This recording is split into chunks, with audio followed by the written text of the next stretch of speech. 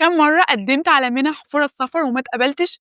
أنت تعرف إن ممكن الغلطة أصلًا ما تكونش فيك، ولكن في طريقة التقديم بتاعتك، عشان كده في الفيديو ده أنا هاكلمك عن أكتر 5 غلطات ممكن تكون بتُقع فيها وأنت بتقدّم على أي scholarship وأي program سفر، والفيديو ده هيبقى عن personal experience عن التجربة الشخصية بتاعتي، عشان أنا قدّمت حرفيًا على أكتر من 400 مِنحة وأكتر من program سفر. ال5 غلطات اللي أنا هاتكلم عنهم في ناس كتيرة بتُقع فيهم، وأنا شخصيًا وقعت فيهم لمّا كنت بابدأ أقدّم على المِنَح وأنا لسه عندي 17 سنة. مِنحة زي Chevening بتحتاج بعد ما تخلّص البكالوريوس مثلًا إن أنت يبقى عندك سنتين خبرة عملية، فأنت ما تقدّمش وأنت لسه متخرّج، أو لو أنت ما عندكش خبرة عملية أنت مش هتتقبل. جهدك ووقتك ده خلّيها في مِنحة تانية فعلًا احتمالية كبيرة إنك تتقبل، ده بالضبط زي الشغل، اللي هو مش لسه متخرّج وتقوم تقدّم لي على position manager مثلًا، أو أنت مثلًا الexperience بتاعتك في الdigital marketing فأنت دلوقتي بتقدّم sales. حتى لو أنا عاملة خطاب تحفيز، حتى لو أنا عاملة CV، لأ لازم أعدّله على كل scholarship أنا باقدّم عليها، على كل opportunity أنا باقدّم عليها. ده بالضبط برضه للشغل، باحط الkeywords اللي موجودة.